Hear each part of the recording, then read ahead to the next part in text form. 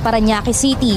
Napag-alaman ng immigration na maraming Chinese nationals ang naninirahan at nagtatrabaho rito na walang kaukulang dokumento at permit.